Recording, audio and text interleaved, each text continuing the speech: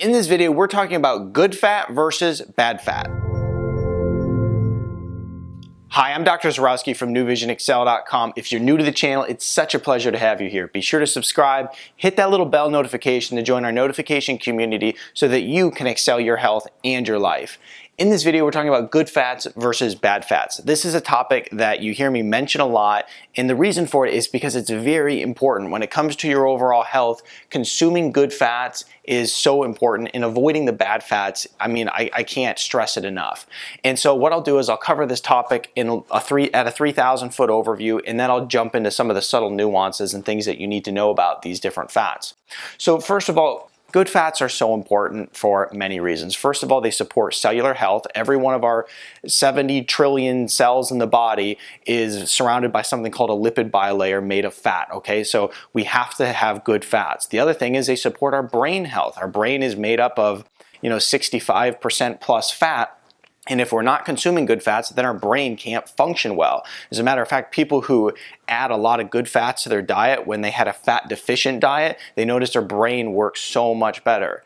Now, the other thing is that good fats are important for hormone optimization and balance. They're very important for skin health. They're important for the organs health. They're important for so many different reasons. So it's very important to make sure that we're adding these good fats to our diet.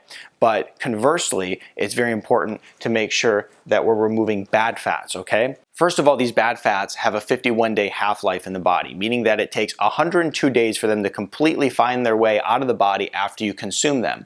And during those 102 days, your body's not functioning as it should at an optimal level. Your brain's not functioning right. Your cells are becoming congested because these bad fats are attaching to the cells and causing them to not function right. And also your energy levels are plummeted. So next time you're thinking, well, I could just sneak in some French fries at your favorite fast food restaurant, well, it does come at a cost. So these bad fats are bad also because, like I said, they attach to the cell membrane and they can create havoc throughout the entire body. And they also will drive inflammation. Now, the inflammation we're talking about is what leads to chronic disease, okay? So these bad fats really should be avoided at all costs because they have no useful purpose in your body. And we want to stick to these good fats, okay? So now let's go ahead and jump into some of the details and some of the different good fats. Okay, first of all, we'll break it down into whole food fats, okay? So your good whole food fats are gonna be your meats. We're thinking grass-fed meats, we're thinking free-range meats, we're thinking high-quality sources. And the reason that that's important is because when we look at grass-fed meats versus conventional meats, there's different nutrient profiles in it. The other point that needs to be made here is that animals store toxins in their fat. So when they're raised in an unhealthy environment, when they're given a lot of different pharmaceuticals, those will be stored in their fat and then essentially you're consuming it. So we want to make sure that we eat high quality meats. The other thing that we want to look for is wild caught fish. And then, from there, some good farm fresh eggs that are from free range chickens, avocados, coconut, nuts, and seeds. And when we look at nuts and seeds, we want to consume these raw. And then olives and full fat dairy, once again, from high quality sources that are also grass fed is going to be very important. So these are the good whole food fats that offer a lot of benefit to the body. Next on our list is coconut oil. And you see next to it, I put high heat. The reason that this is important is because when cooking with good fats, you can turn them into a bad fat by overheating them. It turns them rancid. Coconut oil has a very high heat point. It's the best one to cook with. If you're going to be doing any type of frying or you're going to be raising that oil to a high temperature.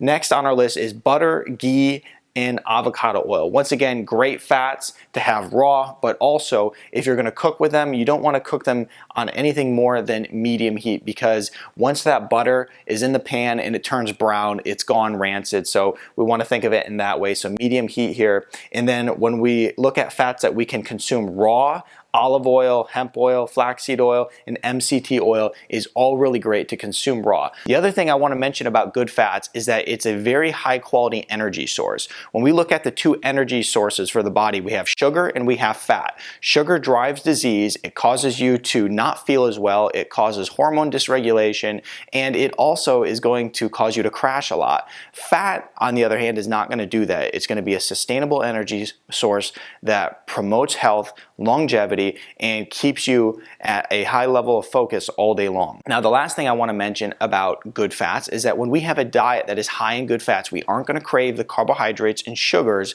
like we would if we didn't have those good fats in our diet. Now, these are the fats that we want to stay away from. We're thinking hydrogenated oils, trans fats, partially hydrogenated oils. We're also thinking conventional meats and conventional dairy products.